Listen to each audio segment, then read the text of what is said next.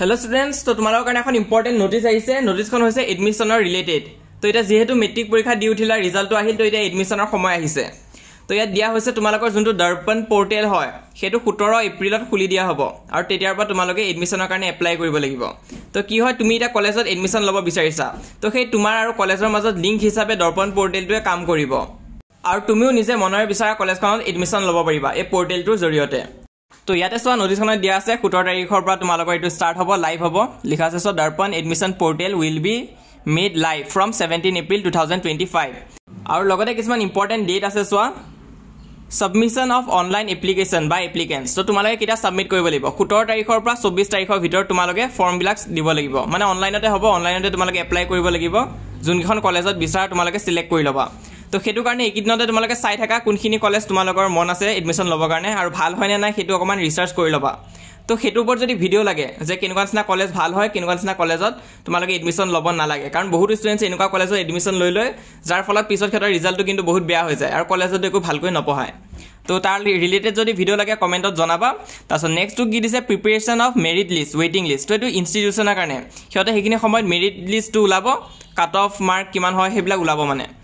তাৰপিছত 3 তাৰিখে এইটো প্ৰকাশ পাব, তোমালোকে চাব পাৰিবা তোমালোকৰ নামটো সেই লিষ্টত আহিছে নে নাই। তো যদি পাৰ্চেণ্টেজ ভাল থাকে আহি যায়গৈ আৰু পাৰ্চেণ্টেজ কম থাকিলে মানে একদম লাষ্টৰ পিনে আহে বা কেতিয়াবা ৱেইটিং লিষ্টত যায়গৈ। তো ৱেইটিং লিষ্ট কি হয় সেইখিনি মই বুজাই দি আছোঁ তোমালোকক, আগতে এবাৰ চাই লোৱা। তাৰপিছত চোৱা একচেপ্টেঞ্চ অফ এডমিশ্যন অফাৰ। তাত তোমালোকৰ ওচৰত চান্স থাকিব তোমালোকে সেই অফাৰটো একচেপ্ট কৰা নে নাই। যোনখন কলেজৰ ল'বা সেইখন একচেপ্ট হৈ যাব। তাৰপিছত কলেজৰ পিছত সেইখিনি তোমালোকক আপডেট কৰি দিব আৰু। তো তোমালোকৰ চইচ, তোমালোকে কোনখন কলেজত ল'বা। তাৰপিছত তোমালোকক অফাৰ আহিব, তেতিয়া তোমালোকে একচেপ্ট কৰিব লাগিব। ধৰি লোৱা তোমালোকৰ ওচৰে পাজৰে বহুতো কলেজ আৰু হাই ছেকেণ্ডেৰী আছে, তাৰে ভিতৰত তোমালোকে যিকোনো 5খন চিলেক্ট কৰিব লাগিব য'ত তোমালোকে পঢ়িব বিচাৰা। ওচৰো হ'ব পাৰে, দূৰৰ জেগাও হ'ব পাৰে, কোনো কথা নাই। তো এতিয়া বাকী প্ৰচেছখিনি আৰম্ভ হ'ব। তোমালোকে যোনকেইখন 5টা কলেজত এপ্লাই কৰিবা সেই কলেজকেইখনে চাব যে কিমানে সিহঁতৰ কাৰণে এপ্লাই কৰিছে আৰু পাৰ্চেণ্টেজ ৱাইজ বস্তুবিলাক চাব, কাৰণ চিট লিমিটেড থাকে। তো তোমালোকৰ যদি পাৰ্চেণ্টেজটো সিহঁতৰ কাট অফ মাৰ্কটো যদি ছেটিছফাই কৰে তেনেহ'লে তোমালোক মেৰিট লিষ্টত আহি যাবা, আৰু যদিহে অলৰেডি ফুল হৈ যায়গৈ তেনেহ'লে তোমালোকে ৱেইটিং লিষ্টত আহি যাবাগৈ। ৱেইটিং লিষ্টত আহিলেও কিন্তু তোমালোকে সেই কলেজখনত এডমিশ্যন ল'ব পাৰিবা, কাৰণ বহুতো ষ্টুডেণ্ট থাকে যোনে সেই মেৰিট লিষ্টত অহাৰ পিছতো সেই কলেজখনত এডমিশ্যন নলয়, বেলেগ কলেজত যায়গৈ, কাৰণ বিভিন্ন কলেজৰ পৰা অফাৰ পায়। তো তেতিয়া সেই কলেজখনো তোমালোকৰ কাৰণে এভেইলেবল হৈ যায়। তো ধৰি লোৱা 4খন কলেজ তোমালোকে পাই গ'লাগৈ আৰু এখন নাপালা। তো এতিয়া তোমালোকৰ ওচৰত ধৰি লোৱা 4টা অপশ্যন আছে, তাৰে ভিতৰত এটা তোমালোকে চিলেক্ট কৰিলা, অকণমান ৰিচাৰ্চ কৰি চালা, সেইখনে ভাল পালা, আৰু বাকীখিনি তেতিয়া অট'মেটিক কেঞ্চেল হৈ যাব।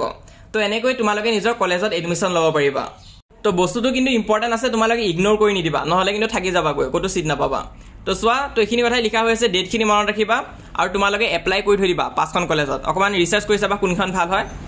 তো এইখিনি হৈছে গাইডলাইনছ ফৰ ষ্টুডেণ্টছ। ওপৰত গাইডলাইনছ ফৰ ইনষ্টিটিউশ্যন আছে, সেইখিনি নালাগে, সেইখিনি হৈছে কলেজৰ কাৰণে। তো এইখিনিত কি দি আছে তোমালোকে ভালকৈ চাই যোৱা।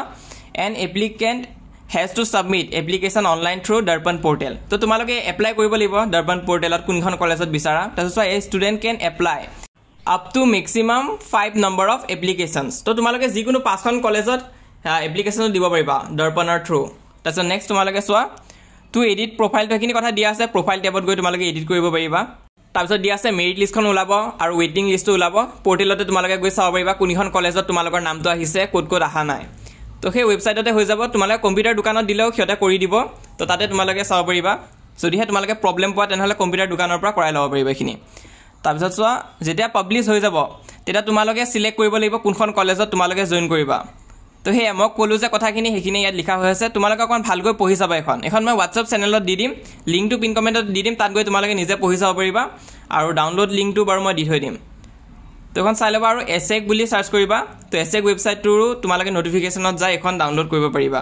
তো ইম্পৰ্টেণ্ট আছে, এখন মিছ নকৰিবা। আৰু 17 তাৰিখৰ পৰা আৰম্ভ হ'ব, তো কোনেও নিদিয়াকৈ নাথাকিবা, নহ'লে কিন্তু পিছত চিট পোৱাত দিগদাৰ হ'ব।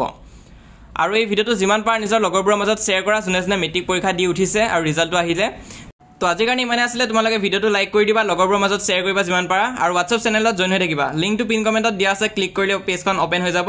সেই পেজটো ফ'ল' কৰি ৰাখিবা। তাৰ উপৰি এইটো হৈছে ইনষ্টাগ্ৰাম পেজ, তোমালোকে চাৰ্চ কৰিলে পাই যাবা। তো যদি ইনষ্টাগ্ৰাম ইউজ কৰা সেইটো ফ'ল' কৰি ৰাখিবা, আৰু যদি ইউজ নকৰা কোনো কথা নাই, তোমালোকে আমাৰ এই চেনেলটো ছাবস্ক্ৰাইব কৰি ৰাখা। সকলো ধৰণৰ আপডেটছ ইয়াতে প্ৰথমতে পাই যাবা।